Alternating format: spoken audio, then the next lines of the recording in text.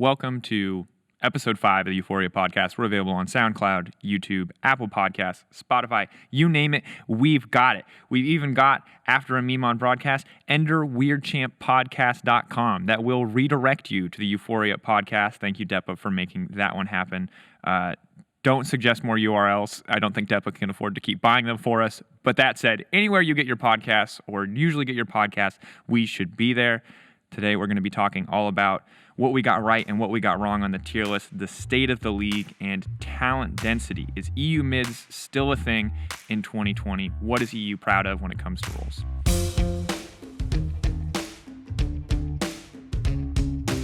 So here's the deal. Yamato, we made a tier list. Yeah. At the start of the season. We made a top 20 list too, but we're going to start with the tier list today. I'm going to say mixed bag. I'll read it back to you, and you can see why I'm hesitant to make any strong statements. So in D tier, we put SK Gaming. Mm-hmm. In C tier, Vitality, XL, Mad, and Misfits. B tier, Fnatic. A tier, Rogue, Origin, and Schalke 04. And S tier, G2. Nice. All right, so let's start on a positive note because it's a wholesome, fulfilling podcast. What did we get right, Yamato? What did we nail on the head? G2 first place. Woo! Woo! S tier, the easiest prediction of our life. Yeah. The world finalists are good players and a good team. Yeah, it turns out. I mean, that one was kind of safe. There was some questions as to whether or not. I guess. Yeah. Yeah. I think the only if they lost to Fnatic, I still think we'd put them S tier. Yeah. I just can't, you'd still put them as the split favorites right up until they lost to best of 5, I think, at this point. Yeah. It would depend on how they lost, though, if they got, outclassed in every lane. For sure. Even then, it's just hard to doubt this team. Yeah, and Caps AD is pretty goddamn good. It's like the Senna Aphelios business. He's playing a lot of Senna, which is nerfed now, but he's doing good. So I'm happy for him. Ooh, bless. Yeah. More nerfs. Just nerf all these champions into the ground. It's just too much. Yeah. So. I feel like Rogue, it's interesting because Rogue, OG kind of feel in the same kind of general bucket. Yeah. I don't know. Do we still think that they're actually representative of A-tier teams? Technically, Rogue is at 3-3. Origin, Misfits, and Mad Lions, along with Fnatic, are all at 4-2. But I don't feel like the 4-2 there is accurate. I don't feel like all those teams are on the same tier. It's also like Rogue, they lost to Soraka twice this weekend, right? Yeah. Mad Lion Soraka and G2 Soraka. So that's just, big mistake there, leaving Soraka open or not having a plan to deal with it. And so the sad thing is I think they were closer in the G2 game to beating it than they were in the Mad Lions game to beating it, right? Yeah. But G2's comp was quite cocktail that game, right? They set mid, Gragas. Yeah, it was a bit all over the place. They banned out. Yeah, they Perks was trying to find an AD pick. They banned 2 of his AD picks. Apparently, the third one on the list is set mid. That's a bit spicy. And also, with Rogue, I felt like Larson, after he got silenced once by Soraka and died, he just never showed up again. He was so scared the rest of the game. So sad. Yeah. Watching someone dash over the wall or the Lissandra come over the wall and just instantly get silenced. All the Soraka silences we've seen this past weekend or past 2 weeks even are just, oh brutal. God, I hate that champion so much. Yeah. And we've been blessed with another patch with Soraka. So it's most likely we permabanned because by now I think if you haven't figured out Soraka, good luck. You're doomed. And you can also bluff it. I think everyone's just going to give you the respect even if they haven't seen you play it. That's the good news. It's on that Akali tier now where I think it's just it doesn't matter if it's good or not. You just don't want to give the enemy team a chance. For sure. Which is good because Akali is now out of the Akali tier. Yeah. And we finally get that ban freed up, which is now reserved for Soraka, I guess. I like that we have an Akali tier. There's the Akali. It's going to be called Akali tier. I think it should be forever. Yeah. I think the most single-handedly most nerfed, most removed mechanics of any champion in the game. For sure. So just G2 is Akali tier? Yeah? Yeah, G2 is the Akali tier. Not nerfed yet. Remains hopefully perma-banned in some way. Yeah. All right.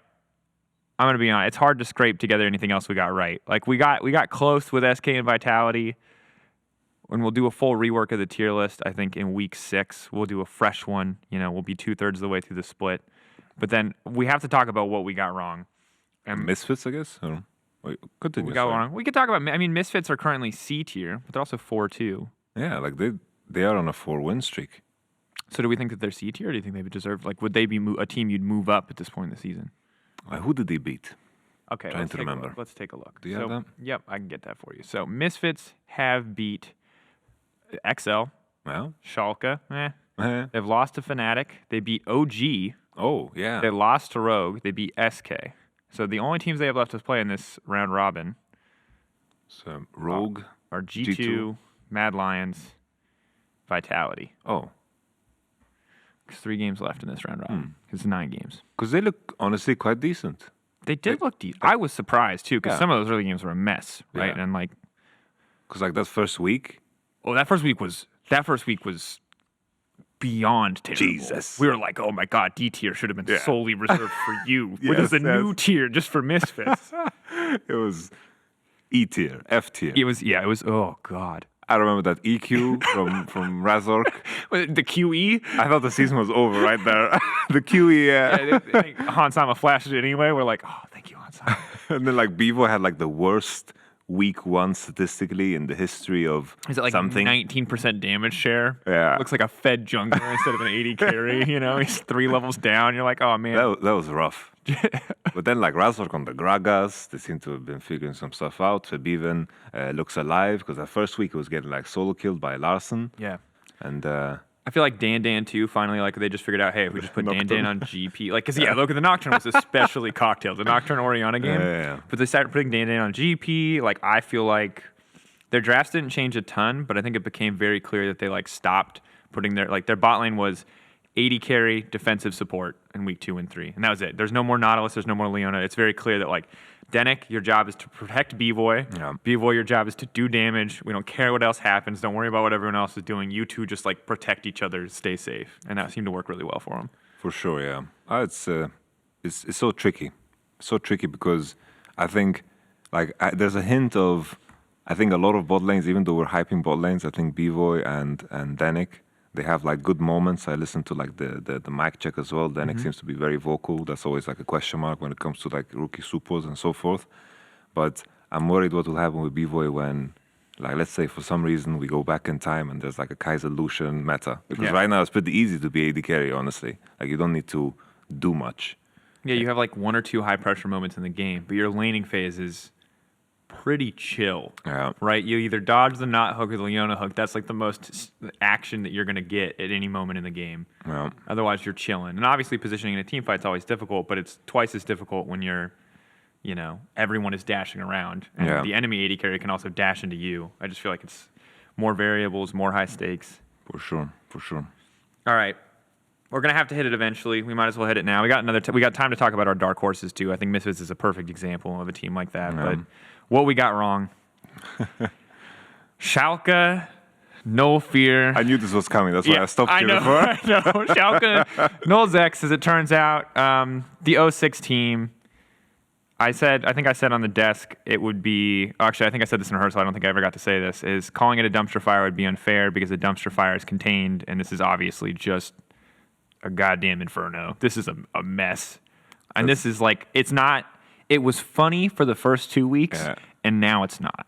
After Oda wanted to give that interview, and like, if you want to trash talk Schalke, like, God bless you, go have fun. But like, for me, I'm just like, it's just sad now. Like they're just outclassed, and it just doesn't look like it's getting any better. There's no recovery here, man. There's no recovery at all.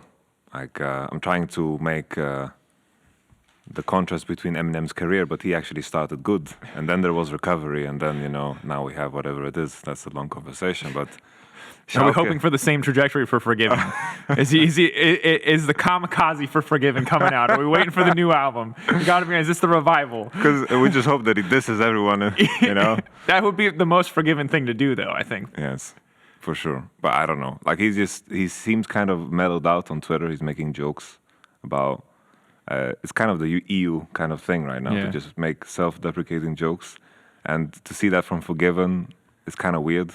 Yeah, not like, you're like, get back into your trope. You're supposed to flame people. Like that's what we know you for. It's like even from a position where you're down, that's that would be entertaining. But I just think there's no comeback. I think Schalke, even though like Vitality is also 06, I think they are dead last, like worst team. Like they lost against SK, right? Yeah, and the thing is that like, I watched that game back last night, and it is just the lack of coordination from both teams too. Because SK win, but like barely. But there's this fight, right, where Gen X ults Lorax in the Death Realm. He goes over the wall. Mordekaiser follows with Flash. He walks by. Lorax like outmaneuvers him, and you're like, wow, Lorax, you're so smart. But then as Mordekaiser comes out of the Death Realm, I'm watching on ProView cam, Forgiven's on top of Mordekaiser, and all of Schalke are fighting. And MF hasn't ulted yet. So Forgiven just starts ulting because he knows he's dead. He's at like 1/3 HP. But like no one's protecting him. No one. It just straight up looks, like a solo queue game. Like people aren't on the same page, and you can see in the drafts that they're trying to keep it simple. It's like we get MF. We get Rumble early, we ban Braum, we ban Tom Kench, we pray to God that a team fight can be as simple as just pushing R and winning. But they can't, even that, like, fell apart. Yeah, it's like the moment you see, like it was like some pieces simple, and then some pieces are like Rek'Sai, MF, Trash, which is like, okay, you need to snowball early, you need to transition into something, and then it's like, I think if I'm SK there and I see enemy draft, and I say, okay, guys, we do the usual 0-0-0, and then we're going to win, which is like the SK special. Sakre, how you feeling about Orin top this game? Maybe Kennen or a range champion? None of them are good. Orin? Sure. There it is. One more time. Build some items for us, brother. Oh, man. I think it just blind pick Braum against SK, and then they're going to pick Orin anyway. Oh, no. It's hard to watch. But I think that, like, when we came in, our kind of expectations were, like, we were very honest in the sense that I think we were like, we expect this team at some point to, they're either going to keep winning or they're going to crash and burn, right? Because we thought this is a lot of like kind of volatile personalities historically, like with names like Gilius and Forgiven. There's always like this honeymoon period where you're like, oh, win, and then it like fell apart. We saw that when H2K. We saw that kind of initially with the Vitality lineup that you brought to the table in 2018. And I think both of us believed in the cocktail, you know? Like we weren't, but it was a bad cocktail. It was a bad cocktail. It was like 8 shots of gin. There was like a tiny bit of tonic. There was like maybe half a cucumber. There's some absinthe in there too. You take a sip and you're out on the floor. That's the kind of cocktail this was. This was instantly. It's just doomed. Yeah. This is completely doomed. And I'll be surprised whenever they win one game. Like that, the trajectory is 0-18. And I don't know what Schalke does to save this, right? Because there's a lot of teams where they're like struggling now, where it's like a lot of young players where we can be like, oh, it's a summer split project, Yeah. It's okay. Like, it'll be fine. Like, players need time on stage. But these players have all, for the most part, had time on stage, and it's just not clicking. And it is hard to rebuild a roster in summer split because everyone's in contract. All the players are signed. You're not you can only swap with your German pull league Misfits, team. You just pull a Misfits 2019, just bring, bam. Yeah, bam. Legit. Can you imagine though, you're playing Prime League one week and you're against like whatever the hell Schalke's Prime League roster is, and the next week it's Forgiven and Otawamne. They just do the swap. You're like, that would be funny. That would be good. I'm kind of hoping for a lot of things just for the sake of funny. That's might be rude because it's like people's lives are at stake, but 0-18, kind of funny. Forgiven in Germany, kind of funny, A lot of things, kind of funny. That's messed up, dude. Oh, God. Yeah, I mean, I hope for their sake that they can get better. And I hope that, like, I don't know, I hope we see more from them. Because right now it's just not there, right? And it's just like, I feel bad for the players. Sucks for the org. I think they took a gamble, and the gamble has blown up in their face in a way that, like, I don't think we could have realistically expected. I think that even if you asked anyone at the start of the season, they would not have said that this team would be 06. They might have said this team would be bad. They might have said this team was like near the bottom, but I don't think anyone would have predicted that they would be the worst team by far. What's cool though about Schalke now in their position is that there will be a fear that lingers whenever anyone faces Schalke, and Schalke will be in a place where they just don't give a crap anymore. And that can make people very dangerous. When they start swinging, they start picking what they want to pick, they start to express themselves. There is still some room where maybe in a world where there's no pressure, they perform even better. And the pressure will be on the enemies because you don't want to be that team that loses against a team that have never won. God, So, you don't want to be that team. I remember that. yeah. Yeah. That's like the biggest fear because you know like Yeah. all of our players respond to pressure like that. They all hate being like memed into oblivion. Yes. And Schalke's already there. They're already in like the pits. They can't go any lower. Yes. But all they can do is drag you down with them. Yeah. Also, Odoamne is doing fine, I guess. I mean, he had the interview. I mean, I think it's hard, right? Like I'm sure. I don't know for sure. Actually, I can't really say that, but it seems really, really difficult as an outside perspective. But I think at a certain point, it just is kind of what it is. They play Rogue and G2 this week, so I don't think morale's getting any better.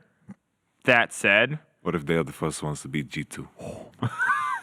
yo, would be that's funny. the ultimate twist. Yeah. This is M. Night Shyamalan's in here. He's like waiting in the background. And people are like, I knew it all along. It had to be scripted. Holy moly. They're actually so bad, they're good. What? Yeah.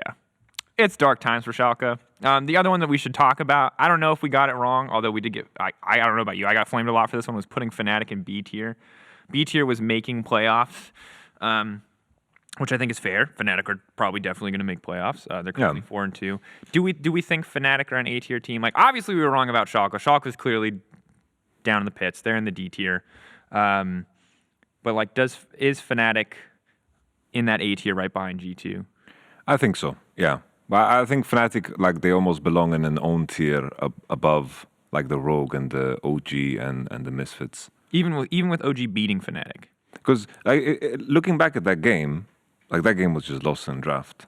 And I rewatched it, and I think that the game was a slow and painful death, and I think that Fnatic still managed to get a lot out of that game.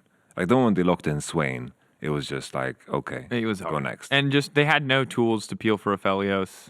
Yeah. Like if Reckless was just sitting, waiting the entire game to get in range. I felt like he spent the entire game walking into whatever Aphelios is 550 attack range. And it's like picking Brom into Zyrakan is really trolled as well. And Also picking Braum for Hylissang Yeah. into Zyrakan too, because it's like, don't get me wrong, Hylissang's a fine Braum player, but historically like always looks infinitely better on a champion that can actually impact the map. yeah, for sure. Like, it was just, I think it just was one in draft. And I think this was the story of OG in the beginning of the first 2 weeks.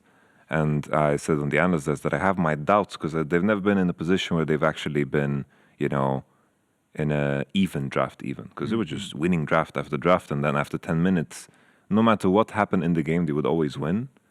And then finally they reached a point where, for example, against Misfits, they tried to do something different. They tried to expand on what they've shown us in terms of playing something that is more early game centered and kind of bit them in the behind, right? And I think it is good that they are using the LEC like a playground to learn new things because I think they, in order to beat Fnatic and G2, they need to do this. So I'm happy that they are, but it looked kind of rough. Yeah. And I think back onto the Fnatic point, the other thing that like, because Origin are kind of an interesting case where they have their own set of problems, and I think Fnatic's set of problems for me is still consistency. Because like when we look back, people are going to bring up the Fnatic G2 game, but I don't really care. Like I think that's always going to be tough to beat G2, even if you are Fnatic, right? And people can pretend otherwise, but I still think G2 is the Goliath in this league that you have to look out for. But the XL versus Fnatic game was just a catastrophe. Yeah. Honestly, it was so many individual mistakes. Fnatic like hard through the game and then Excel threw it right back to them. But we saw like just Whippo in top lane is like a huge question to me because he's playing all sorts of random stuff. He's the only guy playing Urgot. He's playing the Swain. He's playing the Rengar. He's all over the place. He like burns GP Flash at level 2, which is like, oh, sick. Selfmade's going to play Olaf. They're going to be top again. But then like Kadril comes and kills him. And then they finally, they're like, all right, well, we've already burned the GP Flash, so we're going to make this happen. So at like 6 minutes, they try that double tower dive. And like Whippo reactivates Urgot ultimate, which makes Selfmade's axe misc, which makes Whippo die. And like I guess Whippo in his head, he has Triumph, so he's like trying to proc Triumph to live. But then just like, and then immediately later that game, Excel just run at Whippo, and Whippo gets a kill, and Selfmade gets a kill. And that game was like not a good example of any kind of control, of any kind of planning. It literally came down to both teams trying to force Baron, basically taking turns, setting up for Baron, trying to force an objective. And, Excel, they finally get it. Whoa, they've got, I think, Senna, and they're taking a year to kill Baron. And then, Fnatic shows up, kills them. They have mid-prio already. They end the game. And that was it. That was the game. was fun. It was fun to watch, but it was so bizarre, and it was not confidence inspiring for two teams that are like both for me pretty high up there in terms of expectations. I think with Fnatic, I'm happy that they're trying to play here instead of being like solid around here. Yeah, you want them to be reaching for that peak. It's like we were always talking about, like even in the episode where we did our tier list, we were talking about how Fnatic will be the ones that will fight G2 in the finals at the end of the split, right? And we expected them to start slow. And the reason I expected them to start slow is because if they are going to play in a way where they want to cover all bases and build as much diversity in play as possible, not just play through bottom. I'm sure they play through bottom every game, they'll be like here. Because Elisang and Records are just masters at it. But if they want to figure out to be too mid, to be too top, and do all these dives, then you will try to achieve this, but it'll sometimes drop down to here as a price. Down, you can either be peak or you can be down in the abyss. That's like really feels coin flippy sometimes. Yeah. But I'm happy. I think that's the way. Right? It's better than to come into playoffs and know that you're going to lose against G2 for sure because you've not tried to diversify yourself. Yeah. So I think it's the right way. Yeah, I agree. Eyes on the prize, I think, for both Origin and Fnatic. I think currently my two favorites and frontrunners. When we look ahead this next weekend, there's a lot of games that are like, I'm not going to call them inconsequential. They obviously matter, but they're less like top team versus top team, a lot of top teams versus bottom teams. I think the two that stand out to me the most are OG versus XL and Fnatic versus Mad Lions, because these are all teams that are in this, currently in this 4-2, I believe. I think XL might be 3-3. So XL are 3-3, but everyone else on that list is currently 4-2. These are all people looking to get sole control of second place, and it also like factors in the fact that OG and Fnatic are clear, like presenting as top of the table teams. That's what I would look at them as. And then you've got Mad Lions, who are a bit more of a mixed bag, and XL, who are a bit more of a mixed bag. And this is going to be like a big test to see where they actually stand, because so far Mad Lions have beat Schalke, great. They beat SK, they beat Vitality, fine. Rogue, that's a good win. That's something that they can definitely be proud of. But now is when they get to like the meat of their schedule, right? They play OG, Fnatic, and Misfits. And like Misfits, maybe not the biggest challenge, but the fact that they're playing most of the top end teams now after they've already found themselves at the top, this is like make or break for Mad Lions, right? Yeah. It's also like they stole a victory off of Rogue, honestly, because of the Soraka, right? Yeah. And I think Mad Lions, I share the same sentiment, similar to Fnatic. Not the same level, but they're trying to be here. And like Kazi dies a lot, and sometimes, like in general, they die more than they need to. But I think that just shows that they are trying. Sometimes I would much rather have players do that at the beginning of spring instead of just, kind of play safe and succumb to what is happening to you. Similar to what we see from SK in a lot of the games, where they just never pull the trigger. They just wait. 25 minutes in, they look at the time. It's like, okay, we're 6K goal behind. It is time to ring the horn, And they try, and it's like, it didn't work. Let's wait for the next one, and then the game is over. So I would much rather have what we have with Mad Lions and SK. That's very obvious to say. So it's like, oh, genius. I mean, I would always watching teams lose slowly is the worst experience ever. So shout out to all the teams that are willing to get aggressive, that are willing to take risks. When we come back from the break, EU mids or EU myth, we're going to be talking about role density in the LEC. Okay, so as our segment today, I want to do something called Lore of Legends. And Yamato, this inspiration all comes from you, because you've been on your Twitch channel, on your YouTube. You've been reading through the lore in your sultry voice, and I was wondering if you could. I have some lore to share with you, but before I share my favorite League of Legends lore, I thought you could share some of what you've learned with our dear audience at home. I've been reading about Aurelion Sol, because that's like the genesis. Oh. It's like the world was created. Aurelion Sol, he's the cosmic dragon that created light. So that's like, holy moly! And now he's enslaved by Targon. It's like this whole business, and I just like the character of Aurelion Sol, so I started there. I love it too, because you read the lore for Aurelion Sol, and you're like, wow, he's a god. Yeah. He made light. He's indomitable. Spinny stars. Yes. All them like a Beyblade. Spinny stars and like a Fusroda. That's like the entire that's the entire champion. That's what making light gets you in the game. Dark times. Well, I think that's pretty recent lore, because they've been like updating the lore, and it's gotten like really good. Like our writing team, I think, is super, super sick. I love a lot of the people that work on that. But there's like this dark age of lore that I don't think you've hit yet, right? Because not every champion has been updated.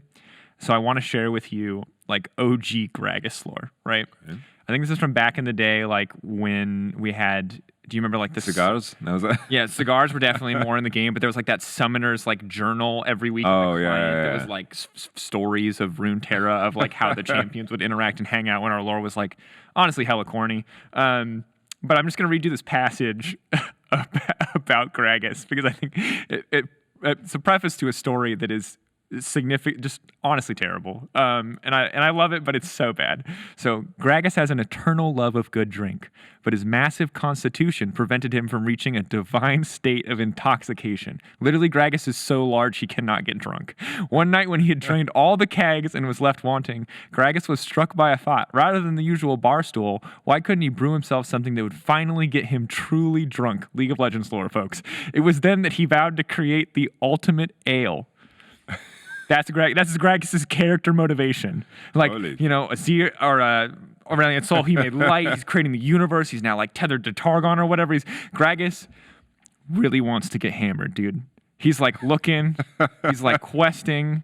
You know, this is all he's about. And I want you to at some point read the story on your own. But basically, he like goes to the Freljord to get ice to make sure that his brew is like forever cold. Okay. And then he like catches Sejuani and Ashe fighting and like splits them up and gets everybody drunk. And that's his story. Like that's the Gragas story. Like so now every time you see a Gragas ganking, I just want you to remember that he just wants to party. Yeah, that like everyone else has some epic backstory, some tragic backstory. You know, like Kayn is like, you know, this scythe fighting for control at all time. Gragas is just a drunk.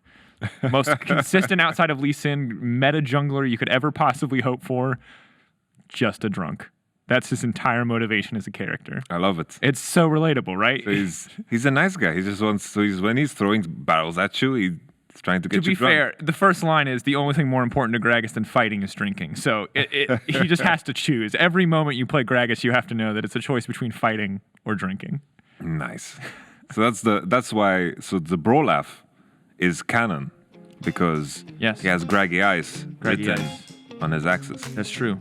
So EU mids kind of been a meme. Not maybe as much for us in recent years, but overall it's always like, ooh, great mid laners come from EU. I think back in the day it was like NA had great AD carries, but it feels like over the years we've gotten further and further away from that. So talking today specifically about talent density or the number of truly top players that we have in each role. And I think it's appropriate that we start with mid lane, where I think we both have kind of strong opinions about whether or not the moniker EU mid really sticks around today.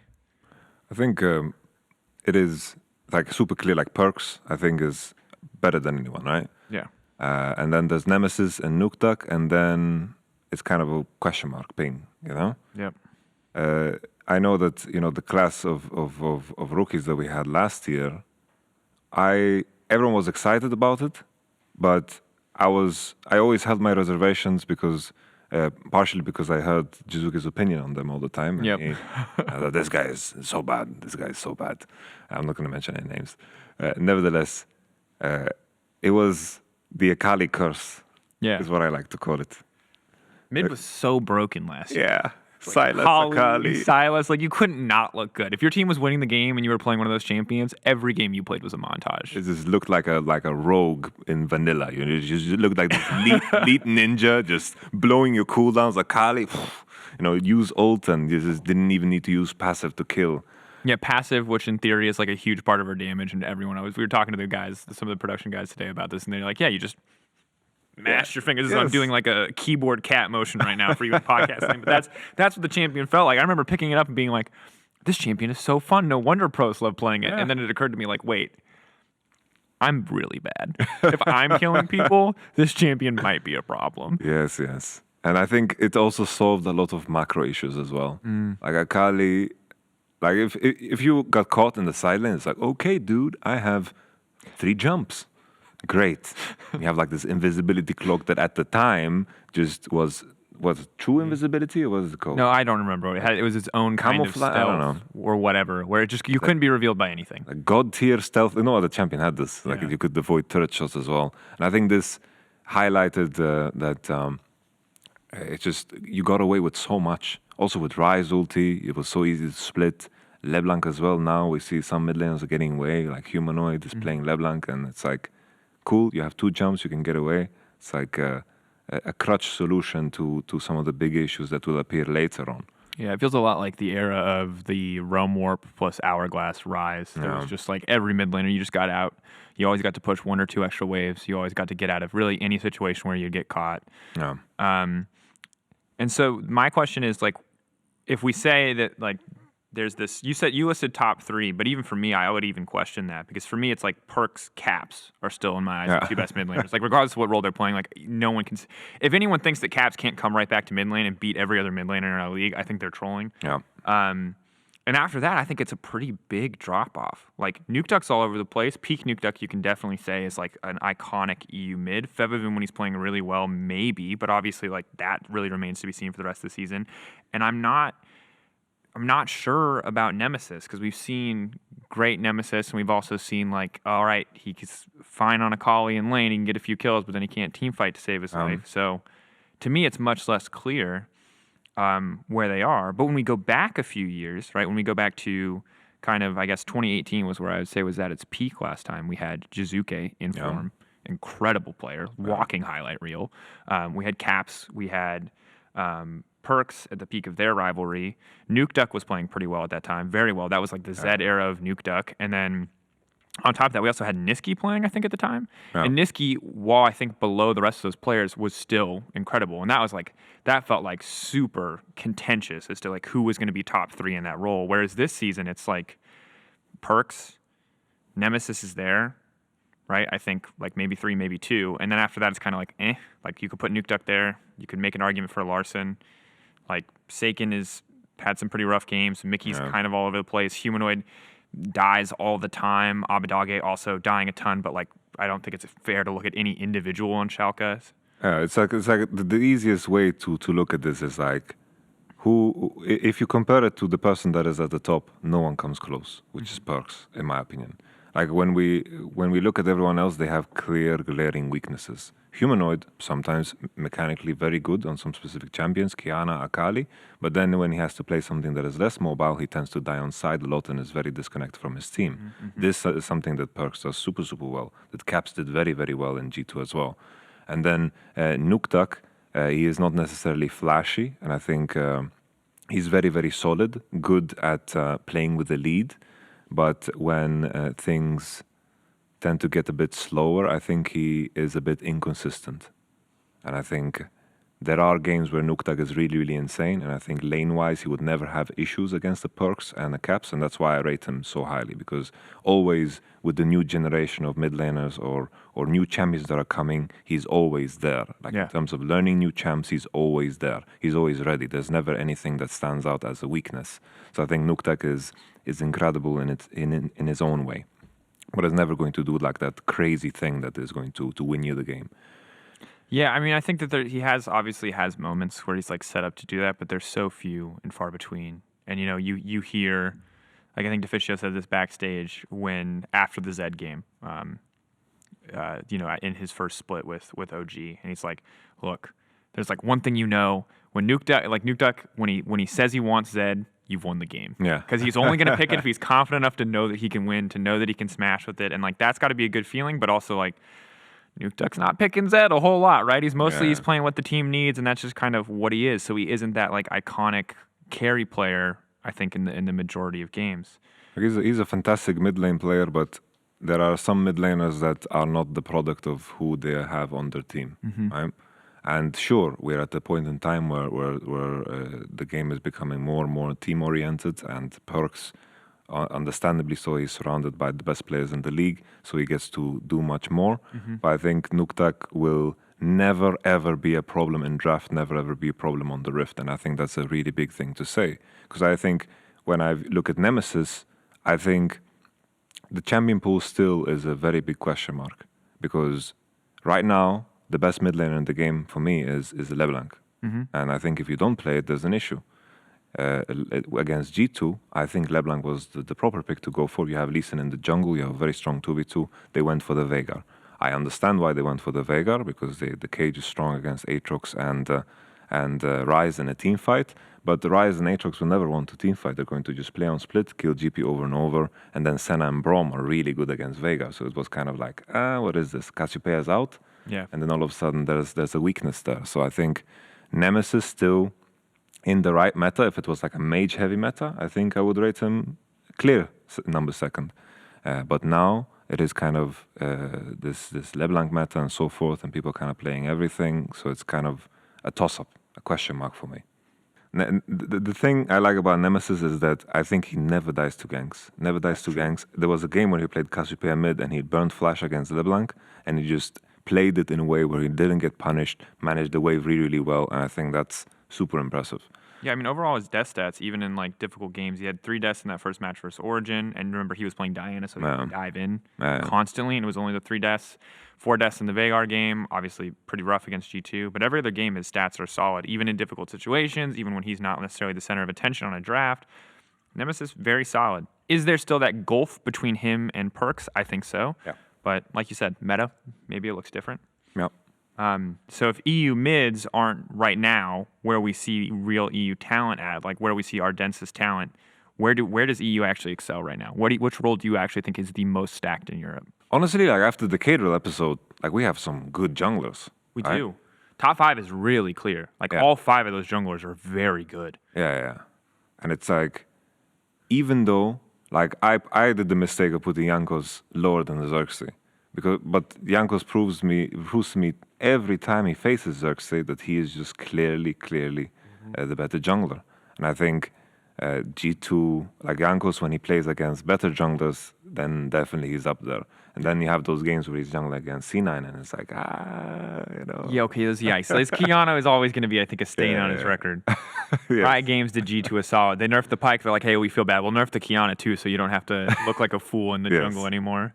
And then it's like the top 5, and then like we discussed jungle so much the last episodes. I guess the next one would be AD carries. Yeah. AD carries is pretty stacked. Well, I'm just going to run down the list because I think when you hear it, it makes a lot of sense why people would consider AD carries. Now, the names that you might not be as certain about, and this would be fair, are names like Comp, names like Bvoy, Crown Shot, all more towards the bottom. Yeah. Even Carzzy is like a rising star, but like still definitely near there. But then you look at Upset, Hansama, Caps, Reckless, Forgiven. It's troll that I didn't put him in the lower end, I know, but Forgiven is just like such a huge legacy player. And Patrick, who on OG kind of felt like a role player generally, but like really feels like he's coming into his own on Excel and is looking pretty monstrous, honestly, as an individual player. Like I think AD carry is super stacked. And in the same way that like Jungle has this really clear top 5, I think you might even be able to make a really solid top 6 for AD carry. Yeah.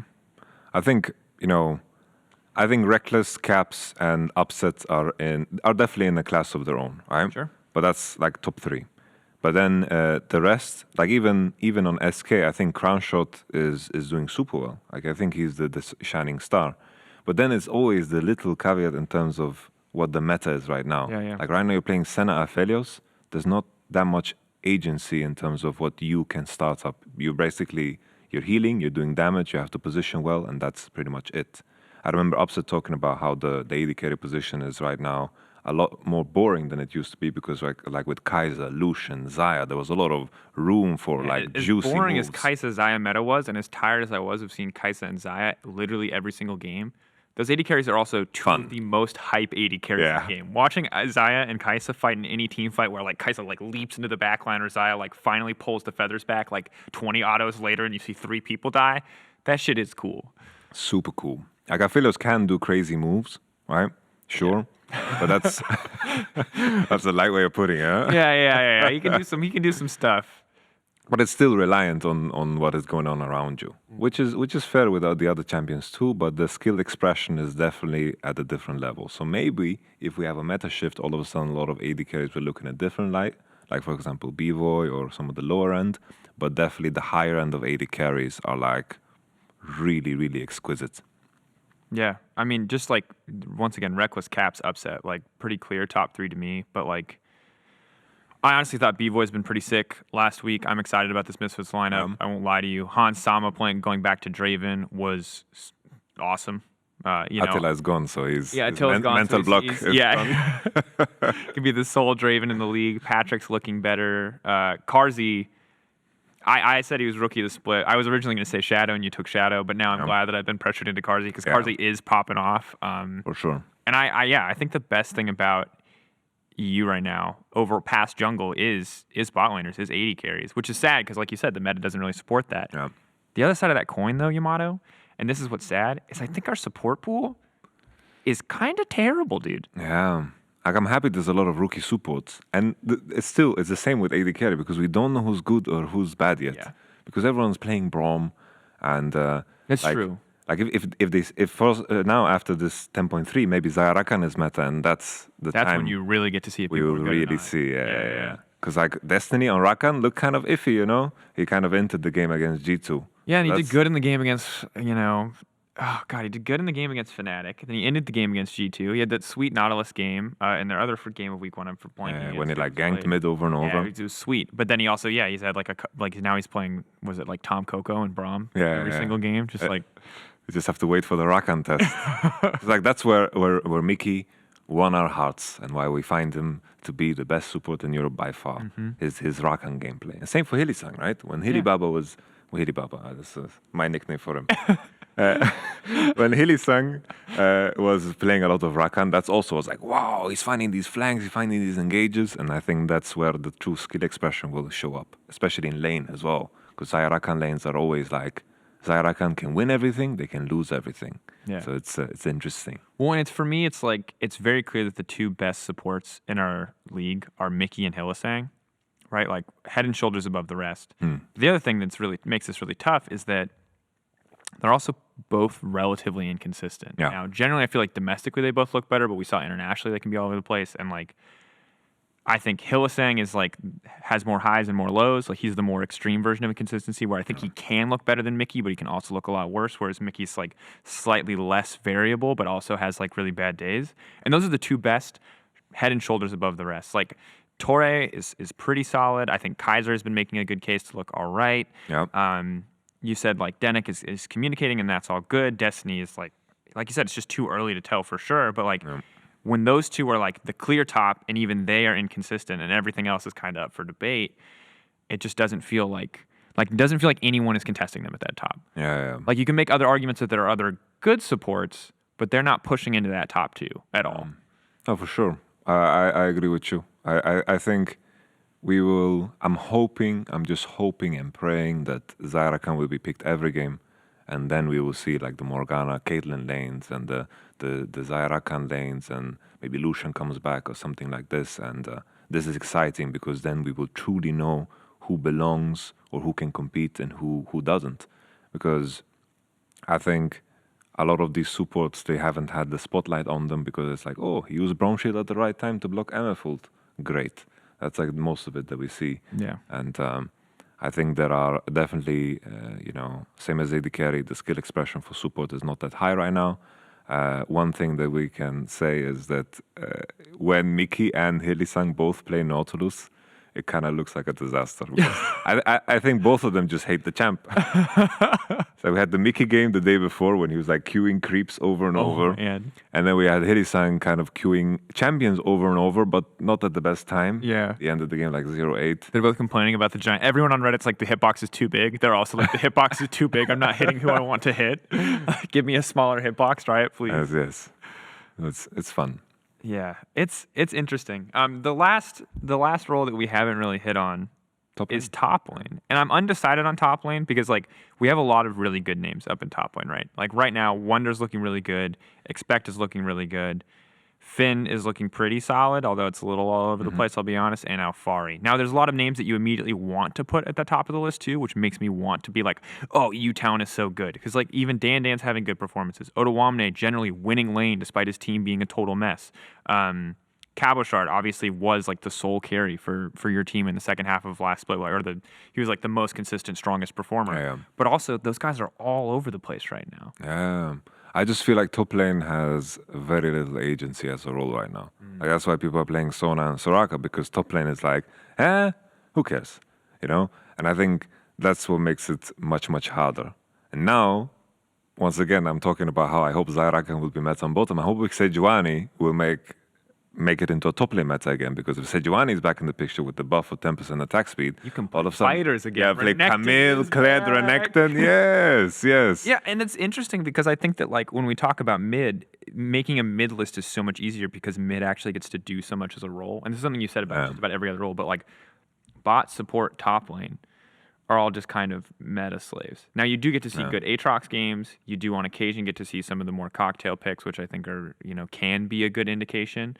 But like I still think the best top laner that I would pick on almost any circumstance outside of like really hard counter is GP. Yeah. GP, like the skill expression is how many creeps you can get until you're level 13, right? Like that's, and on the very rare occasion a solo kill, but mostly it's just like you're just chilling. Yeah. Like I think Bwipo, for example, the game against G2 had a fantastic GP game considering he got dove like 18 times. Yeah. And barring that G2 screwed it up, he did super, super well to stay relevant in that game and holding back the Aatrox split push, because that is super difficult.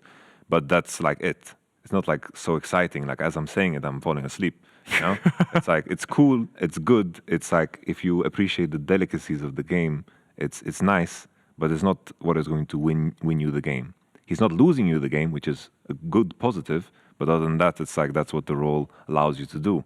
And I think bottom is just too strong, and because the champions are strong. They're boring. They're not. We don't think that they're as deep in skill expression, but they're very, very powerful. Which is the other thing. Is it's not like, it's it's like Seth is cool, but it's kind of he has the same limitations as some of the other top laners. So that's also a thinking champ. Like you can call Darius like brain dead if you want, but like in pro, I think any of those juggernauts are a thinking champ. You literally just you do your math. You think about, can I win this fight? And you either get the setup or you don't. And if you don't get the setup, you walk away. And if you do get the setup, you auto attack them to death and you win. And that's it. And like that's the thing. There's no dashes. There's not like a whole lot of like you don't get to choose your trade windows. You don't get to weave in and out. It's like, are my cooldowns up? Will I kill this guy if he fights me? Usually the answer is yes. You go in. You find the good situation. You win the fight. For sure. Just about finding the good situation. So we agree that better jungle wins.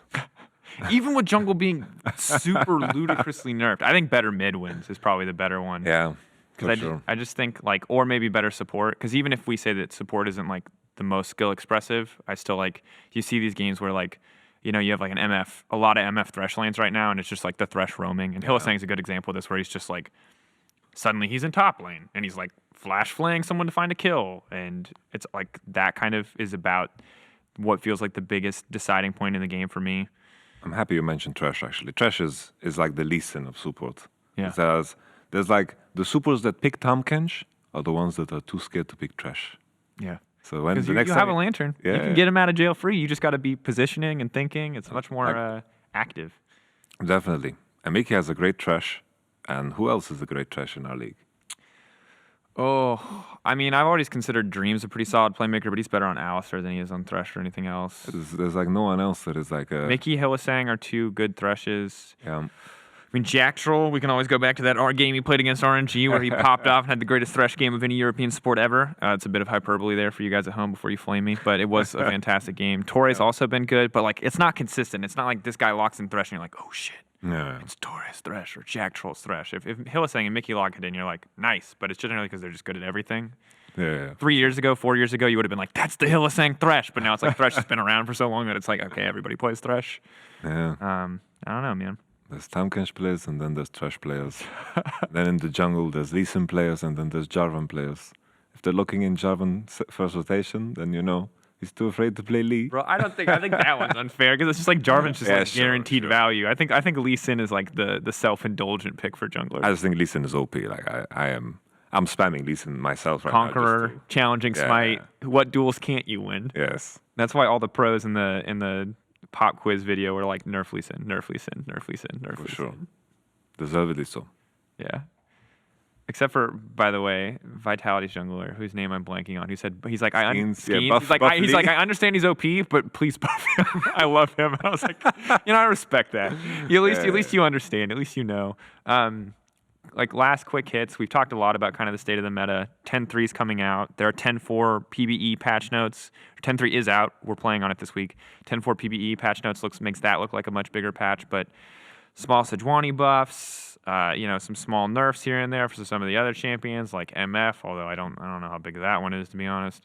Do you, having looked at the patch notes, do you feel like there's anything that you're really like, is anything really going to shift this week? Are we going to see more of that skill expression that you're waiting for? Or is it mostly just going to be the same? I guess the Senna nerf is pretty big. Like maybe Senna support is a thing. Like I see it a lot in solo queue, but you never know how that transfers to competitive play. I think Senna AD carry will drop in prior. Ophelia still looks strong. Like the range nerf, I think is whatever. Like okay, you won't get sniped across half the map. Sure, that's great.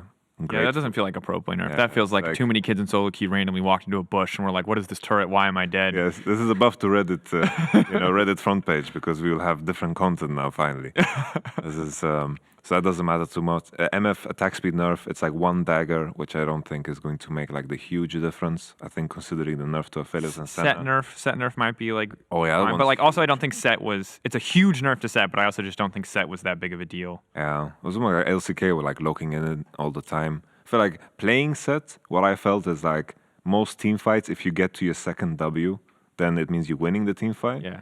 And now that gap is so much bigger, and I It's think 4 seconds at max rank. it It's is huge. Huge. From 8 to 12. Like that is a massive cooldown change. Then I guess the jungle change is the big one that we need to hit, right? Yeah. Like I think Sejuani's in the picture with 10% attack speed buff. That is huge.